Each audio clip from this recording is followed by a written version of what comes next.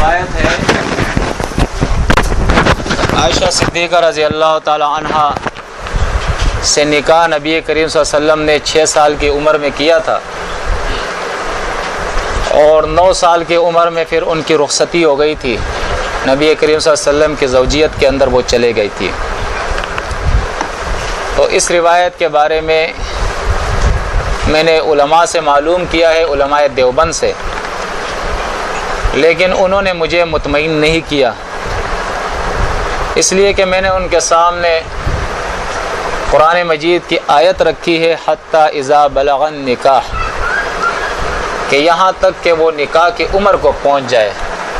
تو نکاح کی عمر جو ہے وہ تو قرآن بلوغت بتاتا ہے، اور یہاں روایت کے اندر ہے کہ وہ 9 سال کے اندر جب سے وہ بالغ نہیں ہوئی تھی، اور نبی کریم صلی اللہ علیہ وسلم کی عمر جو ہے وہ 40 سال سے بھی اوپر چلے گئی تھی۔ تو اتنا زیادہ عمر کا فرق بھی، اور پھر نابالغ عمر کے اندر جو ہے نبی کریم صلی اللہ علیہ وسلم نے ان سے نکاح کر لیا۔ تو یہ کہہ رہے کہ مجھے کسی نے مطمئن نہیں کیا، آپ اس کا جواب دے۔ تو دیکھیں ہماری جماعت، ہم کوئی بھی روایت ہو، کوئی بھی فتویٰ ہو، کوئی بھی کتاب ہو، کسی کی بھی بات ہو، ہمارا طریقہ، ہمارا اصول یہ ہے کہ ہم اس کو سب سے پہلے اللہ کی کتاب کے اوپر پیش کرتے ہیں، کیونکہ اللہ فرماتا ہے اِنَّهُ لَقَوْلٌ فَصْلٌ، یہ کتاب فیصلوں کی کتاب ہے۔ وَمَن لَّمْ يَحْكُم بِمَا أَنزَلَ اللَّهُ فَأُولَٰئِكَ هُمُ الْكَافِرُونَ، جو اس کتاب کے فیصلے نہیں مانتے وہ کافر ہے۔ لہٰذا ہم اس کتاب کی روشنی کے اندر جو ہے پھر فیصلہ کرتے ہیں۔ تو چونکہ یہ عقل اور نقل دونوں کے خلاف ہے کہ نبی کریم صلی اللہ علیہ وسلم جو دنیا والوں کے لیے اسوہ حسنہ تھے، اللہ فرماتا ہے لَقَدْ كَانَ لَكُمْ فِي رَسُولِ اللَّهِ أُسْوَةٌ حَسَنَةٌ، یقیناً رسول اللہ صلی اللہ علیہ وسلم کے اسوہ حسنہ کے اندر بہترین نمونہ ہے، لوگوں کے لیے بہترین نمونہ ہے۔ تو الیاذ باللہ ثم الیاذ باللہ وہ اس طرح نہیں کر سکتے تھے کہ ایک نابالغ لڑکی کو جس کی عمر فقط 9 سال ہو اپنے نکاح کے اندر لے آئے اور اس کے بعد جو ہے اس سے ہم بستری کریں، اس کا ہم تصور بھی نہیں کر سکتے۔ بلکہ اس دور کے اندر بھی اگر کوئی ایسا شخص ہوگا جو بڑھاپے کی حالت میں آ گیا، 50 سال کے قریب ہو وہ، اور 9 سال کی لڑکی سے، وہ نابالغ لڑکی سے وہ شادی کرے، تو سارے لوگ اس کو کیا کہیں گے؟ ظالم کہیں گے یا نہیں کہیں گے؟ ظالم کہیں گے نا۔ تو جب آج میں اور آپ اپنے دور کے اندر ایسے شخص کو ظالم سمجھتے ہیں، تو الیاذ باللہ ہم اللہ کے رسول کے بارے میں یہ کیسے تصور کر سکتے ہیں کہ انہوں نے یہ کام کیا ہوگا؟ لہٰذا یہ روایت صحیح نہیں ہے، اور صحیح بات یہ ہے کہ عائشہ صدیقہ رضی اللہ تعالی عنہا کی رخصتی جو ہے وہ کم از کم جو ہے وہ 19 سال کی عمر میں ہوئی تھی، کم از کم جو روایت ہمیں ملتی ہے وہ کم از کم 19 سال کی عمر ہے، اس سے کم عمر نہیں تھی۔ تعبیر یہ کرتے ہیں کہ چونکہ ابوبکر رضی اللہ عنہ کی خواہش تھی کہ میری بیٹی آپ کے نکاح میں رہے، اور اس وقت جتنی بھی عمر تھی ذرا وہ خواہش تھی ان کی، اور وہ چاہتے تھے اس کے نکاح میں دیں۔ ہاں، تو ابوبکر صدیق رضی اللہ تعالیٰ عنہ وہ بھی ظالم نہیں تھے، اور نبی کریم صلی اللہ علیہ وسلم بھی ظالم نہیں تھے کہ ابوبکر اس طرح کی خواہش کرے اور نبی کریم صلی اللہ علیہ وسلم ان کی اس طرح کی خواہش پوری کرے۔ یہ ساری من گڑت باتیں ہیں، ٹھیک ہے نا۔ یہ روایت جو ہے قرآن کے بھی خلاف ہے، اور یہ عقل کے بھی خلاف ہے، اس طرح نہیں ہو سکتا، اور انصاف کے بھی یہ خلاف ہے۔ تو لہٰذا ہم کہتے ہیں کہ یہ گڑی ہوئی روایت ہے، اس کی کوئی حقیقت نہیں ہے۔ دیکھیں نا، فیصلہ تو اس وقت ہوتا ہے، نکاح کے لیے فیصلہ ضروری ہے۔ آپ ہمارے یہاں جتنی بھی نکاح ہوتے ہیں تو لڑکی سے نہیں پوچھا جاتا ہے کہ بھائی آپ کو قبول ہے یا نہیں، پوچھا جاتا ہے یا نہیں پوچھا جاتا؟ 2 گواہوں کے روبرو اس کا ولی جاتا ہے اور اس سے پوچھتا ہے کہ آپ کو قبول ہے یا نہیں، وہ ہاں نہ کرتی ہے، اس کے بعد نکاح ہوتا ہے، ورنہ نکاح ہی نہیں ہوتا ہے۔ تو اللہ کے رسول صلی اللہ علیہ وسلم نے ایسی لڑکی سے کیسے نکاح کر لیا جو ایجاب اور قبول کو بھی نہیں جانتی ہے، وہ بالغ نہیں ہوئی، اس سے پوچھا ہی نہیں جا سکتا ہے۔ بھی اگر آپ دیوبند والے سے معلوم کریں تو بولتا ہے یہ تو منکر حدیث ہے۔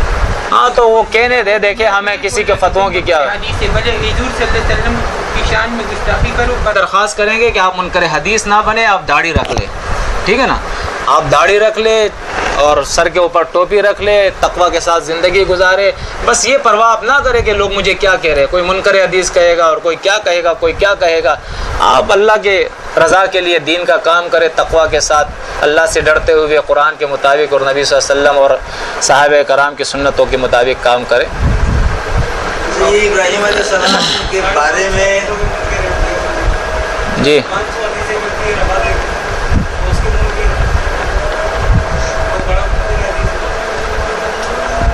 جی یہ ابراہیم علیہ السلام کے بارے میں جو انہوں نے یہ الزام لگایا کہ عیاذ باللہ انہوں نے 3 جھوٹ بولے، ذرا اس کی تفصیل بتا دیں کہ 3 کون سے جھوٹ یہ منسوخ کر؟ ہاں تو ایک تو یہ کہتے ہیں کہ خود انہوں نے بتوں کو توڑا اور اس کے بعد کہا کہ یہ اس بڑے نے توڑے ہیں، حالانکہ ایسی بات قرآن میں نہیں ہے، ٹھیک ہے نا۔ یہ تو انسان کے اپنے ذہن کی بات ہے، جب اس کے ذہن کے اندر گندگی ہوتی ہے تو وہ پھر غلط طریقے طرف، غلط رخ کی طرف جاتا ہے۔ جب اس کا ذہن صحیح ہوتا ہے، اس میں فساد نہیں ہوتا ہے، تو وہ چیزوں کو صحیح کر دیتا ہے۔ یہ آیت ہے، ہم بھی اس کا ترجمہ کرتے ہیں، لیکن الحمدللہ ہمارا ترجمہ جو ہے اس سے یہ ثابت نہیں ہوتا ہے کہ ابراہیم نے 3 جھوٹ بولے تھے، ٹھیک ہے نا۔ بلکہ ابراہیم علیہ السلام ان لوگوں کو احساس دلا رہا ہے کہ جن کے تم پوجا پاٹ کر رہے ہو، دیکھو یہ تو ایسے ہیں کہ بات بھی نہیں کر سکتے ہیں، اپنا دشمن کا پتہ بھی نہیں دے سکتے ہیں، ایسوں کو تم پوچھ رہے ہو، ٹھیک ہے نا۔ دوسرا جھوٹ یہ تھا کہ ابراہیم علیہ السلام سے انہوں نے جب جا رہے تھے تو ان کو دعوت دی، تو ابراہیم علیہ السلام نے جو ہے وہ کہا انی سقیم، میں بیمار ہوں۔ بھائی جب قرآن میں آتا ہے کہ ابراہیم نے کہا انی سقیم، میں بیمار ہوں، تو کیا اس وقت آپ موجود تھے کہ وہ بیمار نہیں تھے، اس نے جھوٹ بولا اعوذ باللہ؟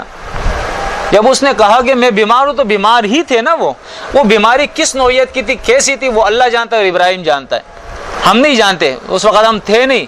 ابراہیم نے کہا، قرآن نے ذکر کر دیا کہ اس نے کہا میں بیمار ہوں، اللہ بیان فرماتا ہے ابراہیم سچے نبی تھے، اس نے سچ بولا تھا، جھوٹ نہیں بولا ہے اس نے۔ تیسرا الیاذ باللہ جھوٹ یہ بولا کہ ایک بادشاہ تھا، روایت کے اندر آتا ہے کہ وہاں کوئی آتا تھا مسافر، اور اس کے پاس اگر بیوی ہوتی تھی تو اس کی بیوی وہ قبضہ کر لیتا تھا، لے لیتا تھا، اگر بہن بیٹی ہوتی تھی تو وہ چھوڑ دیتا تھا۔ تو ابراہیم نے کہا یہ تو بڑا ظالم بادشاہ ہے، مجھ سے تجھے چھین لے گا۔ تو ایسا کرتے ہیں کہ ہم اس سے یہ کہتے ہیں کہ میں کہوں گا کہ یہ میری بہن ہے، تو کہنا کہ یہ میرا بھائی ہے، تو اس طرح ہماری جان چھوٹ جائے گی۔ تو جب بادشاہ کے لوگوں نے پوچھا تو انہوں نے کہہ دیا کہ بھائی یہ میرا بھائی ہے، انہوں نے کہا یہ میری بیوی، یہ میری بہن ہے، بس انہوں نے چھوڑ دیا۔ تو کہا اس نے بیوی کو بہن کہا اور اس نے شوہر کو بھائی بنا دیا، یہ جھوٹ ہے۔ تو یہ ایک جھوٹا قصہ ہے، ٹھیک ہے نا، من گھڑت روایت ہے، نہ اس کے سر ہے نہ پاؤں ہے۔ اب اس روایت کی وجہ سے ہم ابراہیم علیہ السلام کو الیاذ باللہ جھوٹا تو نہیں کہہ سکتے۔ یہ 3 جھوٹ ہے جو ابراہیم کے بارے میں مشہور ہے۔ آج اگر ہمارے ابا سے کوئی کہہ دے کہ اس نے 3 جھوٹ بولے یا یہ جھوٹا شخص ہے، تو ہم اس سے لڑیں گے یا نہیں لڑیں گے؟ تو ہمارا ابا تو بولتا رہتا ہے جھوٹ، ایسی بات نہیں ہے، ہم بھی جھوٹ بولتے رہتے ہیں، ٹھیک ہے نا۔ اللہ ہمیں معاف کرے اور اللہ ہمیں توفیق دے کہ آئندہ نہ بولے جھوٹ، سچ بولے۔ لیکن ابراہیم اللہ کے نبی جتنے بھی تھے ان کے بارے میں تو ہم تصور نہیں کر سکتے کہ الیاذ باللہ انہوں نے تھوڑا بھی جھوٹ بولا ہو کبھی۔ 3 تو 3 ہے، تھوڑا سا بھی جھوٹ بولا ہو۔ وَجَعَلْنَا لَهُمْ لِسَانًا صِدْقًا عَلِيًّا، اللہ فرماتا ہے ہم نے تو ان نبیوں کو ایسی زبان دی تھی کہ وہ سچی زبان تھی اور اعلیٰ زبان تھی، وہ ایسے انبیاء تھی نہیں تھے وہ۔ سبحانک اللہم